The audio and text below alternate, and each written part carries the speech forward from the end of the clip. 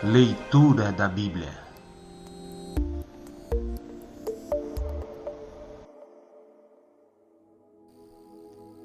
Olá, tudo bem? Vamos para a leitura de Gênesis, capítulo 38 até o 40, começando pelo capítulo de número 38, intitulado Judá e Tamar. Por esse tempo, Judá se separou dos seus irmãos e foi morar na casa de um homem chamado Ira, que era da cidade de Adulã. Ali, Judá ficou conhecendo a filha de um cananeu chamado Sua. Judá casou com ela e ela lhe deu um filho, a quem ele chamou de Er. Ela ficou grávida outra vez e teve outro filho, a quem ela deu o nome de Onã. Depois ela teve mais um filho, em quem ela pôs o nome de Selá. Judá estava em Quezibe quando esse menino nasceu. Judá casou Er, o seu filho mais velho, com uma mulher chamada Tamar. O Senhor não gostava da vida perversa que Er levava e por isso o matou. Então Judá disse a Onã: vai e tenha relações com a viúva do seu irmão. Assim você cumprirá o seu dever de cunhado, para que o seu irmão tenha descendentes por meio de você. Ora, Onã sabia que o filho que nascesse não seria considerado como seu. Por isso, cada vez que tinha relações com a viúva do seu irmão, ele deixava que o esperma caísse no chão para que o seu irmão não tivesse descendentes por meio dele. O Senhor ficou desgostoso com o que Onã estava fazendo e o matou também. Então Judá disse a Tamar, a sua nora: volte para a casa do seu pai e continue viúva até que o meu filho Selá fique adulto. Ele disse isso porque tinha medo que Selá fosse morto, como havia acontecido com os seus irmãos. Assim Tamar foi morar na casa do pai dela. Passando algum tempo, a mulher de Judá morreu.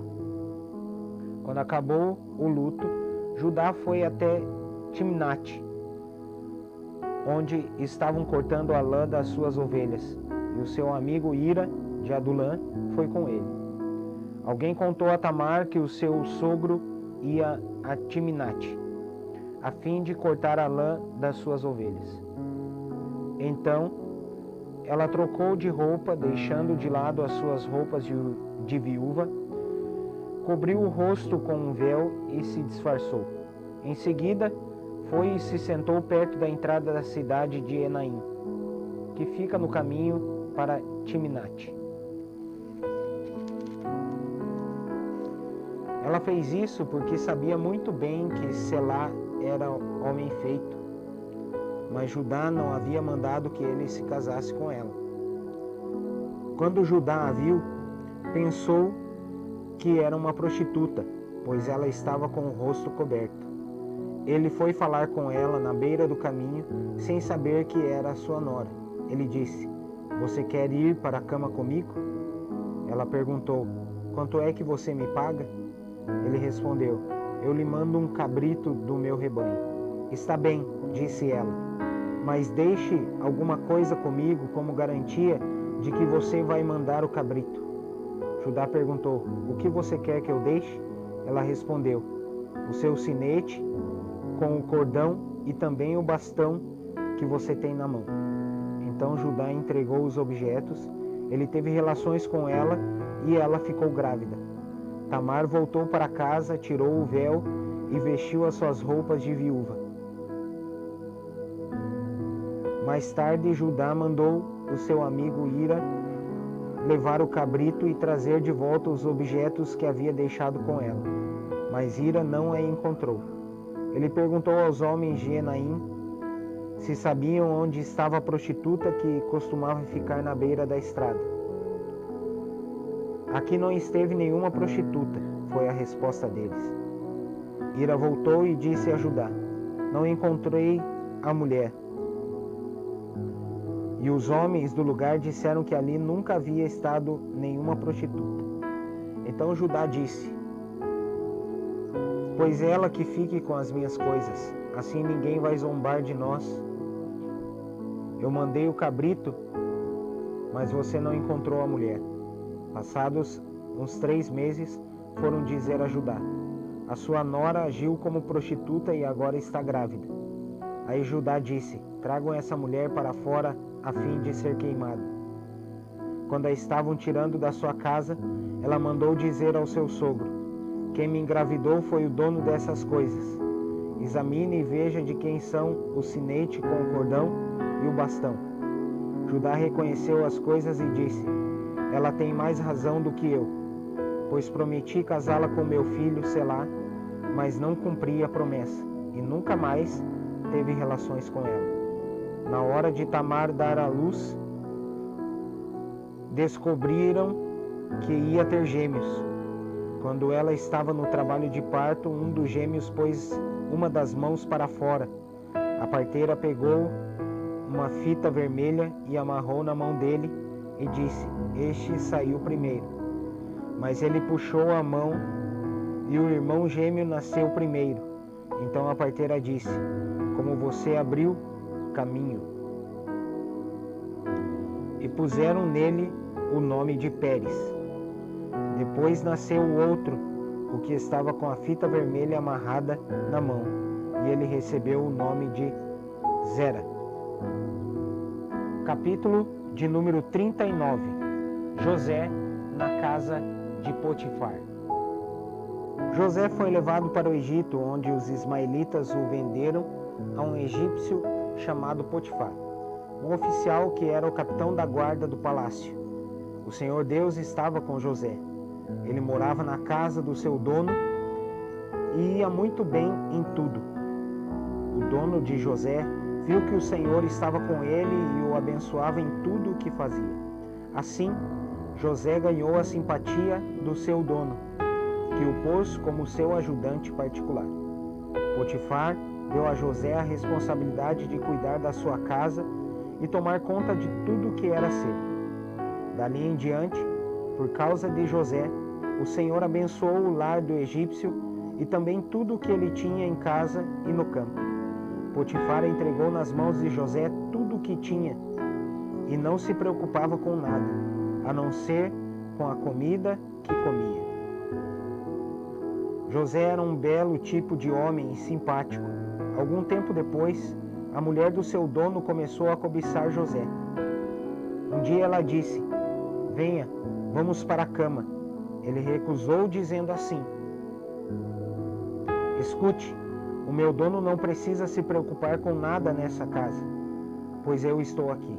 Ele me pôs como responsável por tudo o que tem. Nessa casa eu mando tanto quanto ele. Aqui eu posso ter o que quiser, menos a senhora, pois é mulher dele. Sendo assim, como poderia eu fazer uma coisa tão imoral e pecar contra Deus? Todos os dias ela insistia que ele fosse para a cama com ela, mas José não concordava e também evitava estar perto dela. Mas um dia, como de costume, ele entrou na casa para fazer o seu trabalho e nenhum empregado estava ali.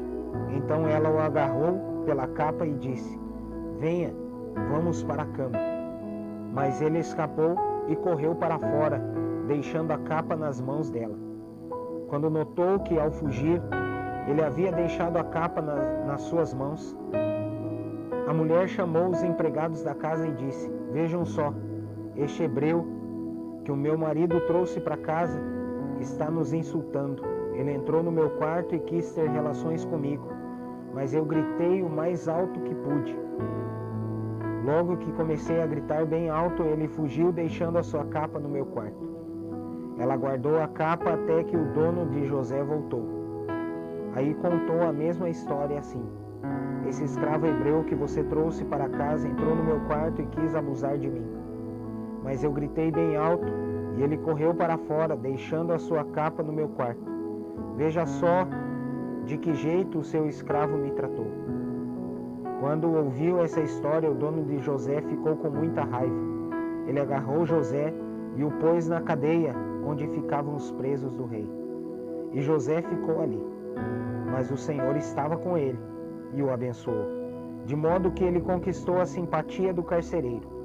Este pôs José como encarregado de todos os outros presos, e era ele quem mandava em tudo o que se fazia na cadeia. O carcereiro não se preocupava com nada do que estava entregue a José, pois o Senhor estava com ele e o abençoava em tudo o que fazia. Gênesis, capítulo de número 40. José explica 2 sonhos. Passado algum tempo, o rei do Egito foi ofendido por 2 dos seus servidores, isto é, o chefe dos copeiros, que era encarregado de servir vinho, e o chefe dos padeiros. O rei ficou furioso com os 2 e mandou que fossem postos na cadeia que ficava na casa do capitão da guarda, no mesmo lugar onde José estava preso.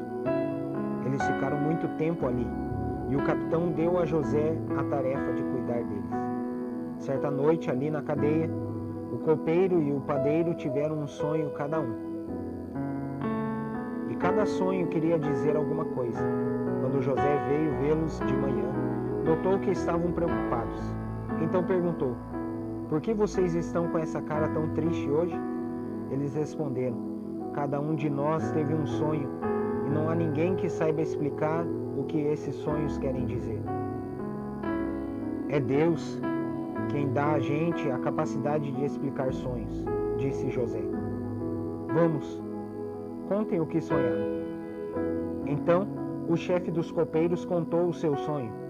Ele disse: "Sonhei que na minha frente havia uma parreira que tinha 3 galhos. Assim que as folhas saíam, apareciam as flores, e essas viravam uvas maduras. Eu estava segurando o copo do rei, espremia as uvas no copo e o entregava ao rei." José disse: "A explicação é a seguinte: os 3 galhos são 3 dias. Daqui a 3 dias o rei vai mandar soltá-lo. Você vai voltar ao seu trabalho e servirá vinho ao rei, como fazia antes. Porém, quando você estiver muito bem lá, lembre de mim e, por favor, tenha a bondade de falar a meu respeito com o rei, ajudando-me assim a sair dessa cadeia. A verdade é que foi a força que me tiraram da terra dos hebreus e me trouxeram para o Egito. E mesmo aqui no Egito, não fiz nada para vir parar na cadeia." Quando o chefe dos padeiros viu que a explicação era boa, disse: "Eu também tive um sonho. Sonhei que estava carregando na cabeça 3 cestos de pão. No cesto de cima havia todo tipo de comidas assadas que os padeiros fazem para o rei. E as aves vinham e comiam dessas comidas." José explicou assim: "O seu sonho quer dizer isto: os 3 cestos são 3 dias. Daqui a 3 dias, o rei vai soltá-lo e vai mandar cortar a sua cabeça. Depois o seu corpo será pendurado num poste de madeira e as aves comerão a sua carne." 3 dias depois, o rei comemorou o seu aniversário, oferecendo um banquete a todos os seus funcionários. Ele mandou soltar o chefe dos copeiros e o chefe dos padeiros, e deu ordem para que viessem ao banquete. E aconteceu exatamente o que José tinha dito. O rei fez com que o copeiro voltasse ao seu antigo trabalho de servir vinho ao rei, e mandou que o padeiro fosse executado. Porém, o chefe dos copeiros não lembrou de José, esqueceu dele completamente. É isso aí, pessoal. Até amanhã. Deus os abençoe, em nome de Jesus.